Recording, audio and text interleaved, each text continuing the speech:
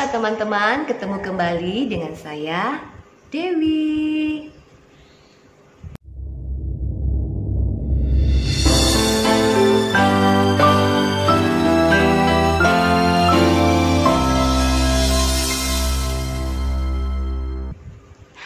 Bagaimana kabar teman-teman? Semoga selalu tetap keadaan sehat, kuat, dan tetap bahagia ya. Dan bersama-sama kita berdoa supaya kita bisa dapat melewati pandemi ini segera ya, supaya Indonesia kembali keadaan seperti semula dengan aspek-aspek ekonomi yang dapat bertumbuh kembali. Nah, kali ini saya akan membahas tentang hukum kesemestaan, yaitu saya akan bahas masalah LOA, Law of Attraction, atau hukum tarik menarik. Di sini saya akan membahas secara kulit ya teman-teman ya. Apa sih yang dimaksud dengan hukum tarik menarik ini? Pada dasarnya hukum ini ada 4 prinsip dasar umum ya. Yang pertama adalah apa yang kita pikirkan itu yang akan kita dapatkan. Yang kedua adalah pikiran kita akan menarik ke kehidupan kita. Yang ketiga adalah pikiran yang positif itu akan membawa hidup yang positif. Dan yang keempat adalah pikiran yang negatif itu akan membawa hidup yang negatif. Di sini maksudnya apa ya? Nah, di sini maksudnya adalah bahwa pikiran kita itu berpengaruh besar di dalam hidup kita. Jadi benar-benar cobalah kita perhatikan pikiran kita. Makanya energi pikiran itu bergerak lebih cepat dibandingkan dengan tindakan kita. Jadi hati-hati kita dalam berpikir. Kalau kita berpikir bahwa hidup kita itu sulit, hidup kita itu susah terus, hidup kita itu tidak bergerak, dan apa yang terjadi? Alam itu akan merespon apa yang kita pikirkan seperti itu. Nah, itu akan kita dapatkan di dalam hidup. Tapi coba sebaliknya, kalau kita berpikir bahwa hidup kita itu indah, hidup kita itu dimudahkan oleh alam dengan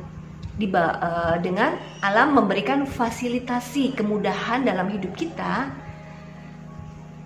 dan hidup kita itu bisa saling bermanfaat bagi orang lain.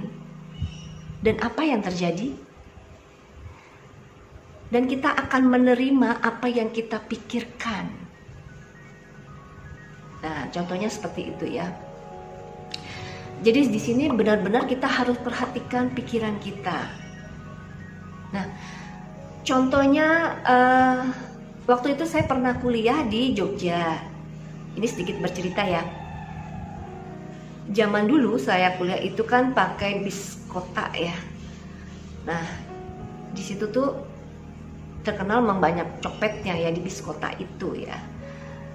Dan saya tuh ketakutan berpikir, aduh, saat itu saya sedang bawa uang SPP, naik bis kota. Aduh, jangan-jangan nanti kecopetan nggak ya? Gitu. Saya gelisah dengan pikiran saya. Bener, akhirnya saya naik bis kota itu, dan apa yang terjadi? Ternyata benar, saya kecopetan. Gitu. Nah, itu contoh apa yang saya pikirkan saya akan kecopetan. Nah, itu terjadi.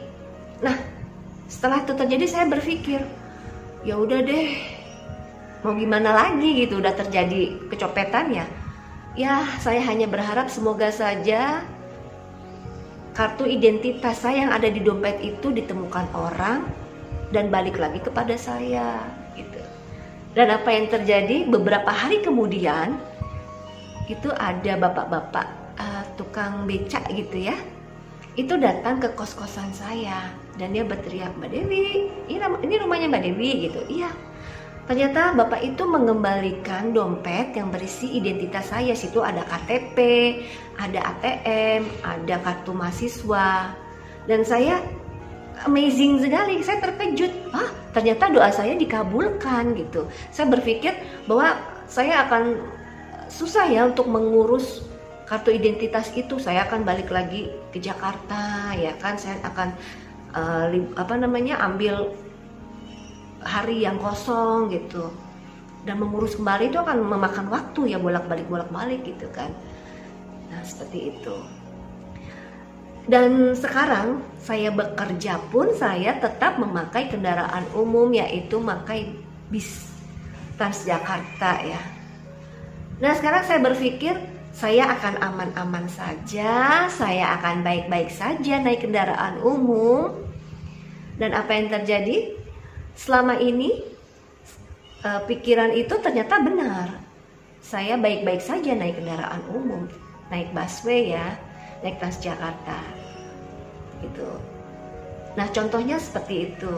Jadi di sini saya mengajak teman-teman untuk memperhatikan pikiran kita gitu, untuk fokus pada tujuan hidup kita, akan dibawa kemana tujuan hidup kita, dan itu yang akan terjadi.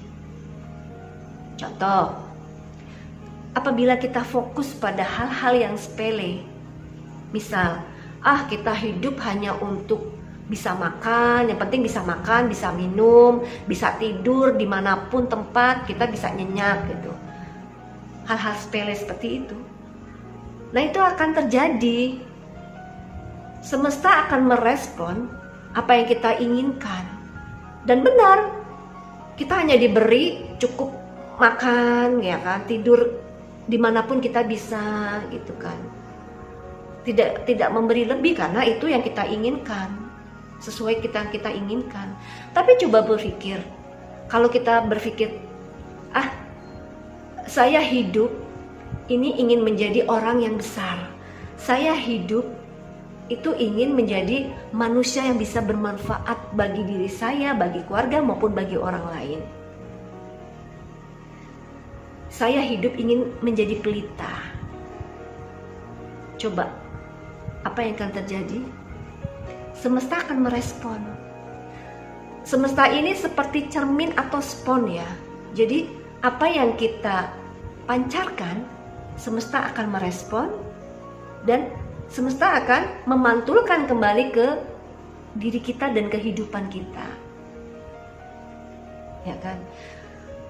Nah coba kita baca autobiografi orang-orang yang terkenal, gitu, orang-orang yang hebat ya, orang-orang yang berpengaruh pada dunia, gitu ya. Biasanya mereka terlahir dari keluarga yang biasa-biasa saja.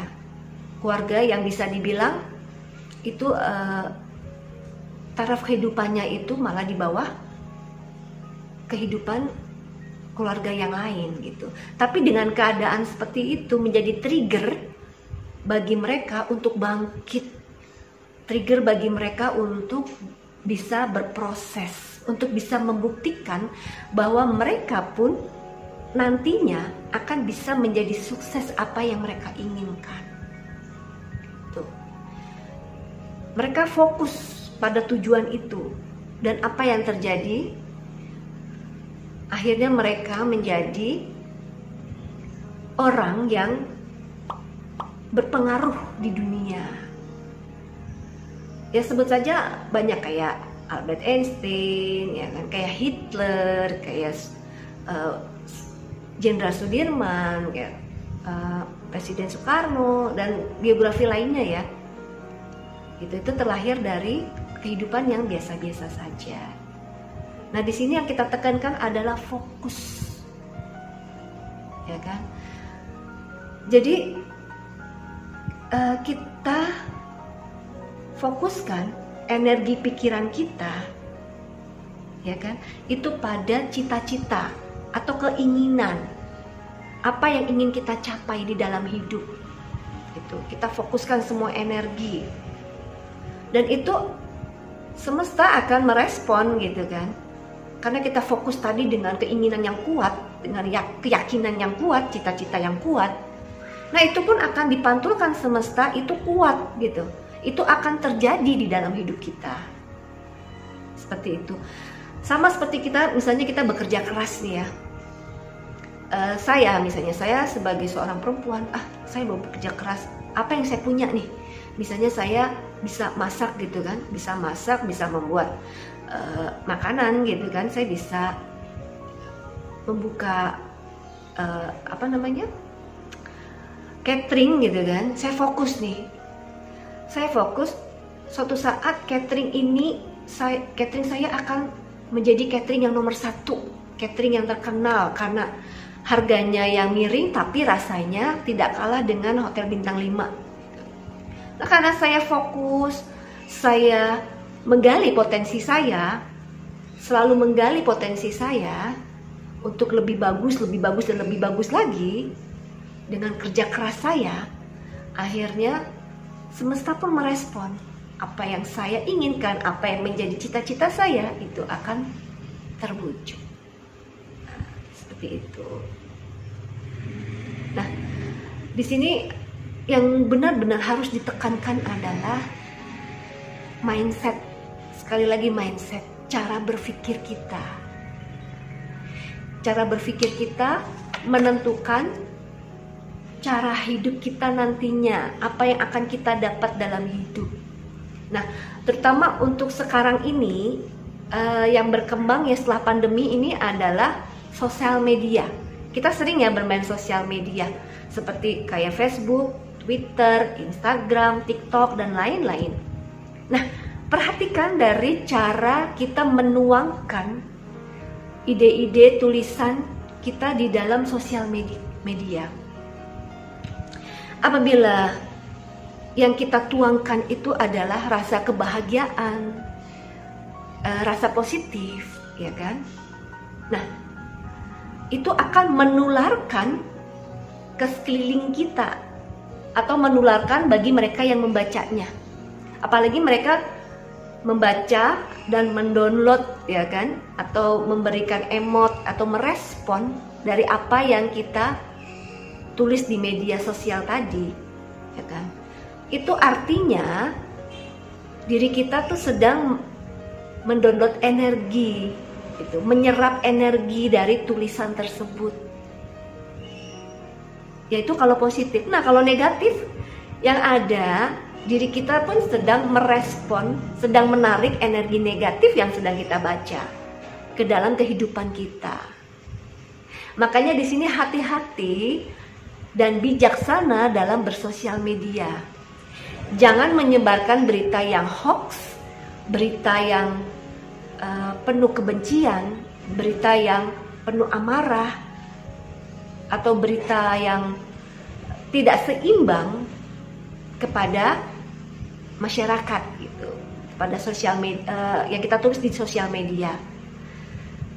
Dengan demikian artinya kita sedang menyebarkan energi negatif yang nantinya akan dibaca orang, yang nantinya akan didownload orang, yang nantinya akan dimasukkan ke kehidupan mereka masing-masing, yang akan berpengaruh juga negatif pada kehidupan mereka tanpa mereka sadari. Nah, segitu dulu ya teman pembahasan kita kali ini, semoga bisa bermanfaat. Apabila ada ide atau bahasan apa yang akan kita ulas untuk next konten atau pertanyaan, silakan tulis di bawah komen video saya. Nah, terima kasih ya teman. Semoga kita bisa menjadi pribadi yang lebih baik. Semoga kita bisa menjadi pribadi yang lebih penuh dengan cinta kasih, penuh kasih sayang. Rahayu.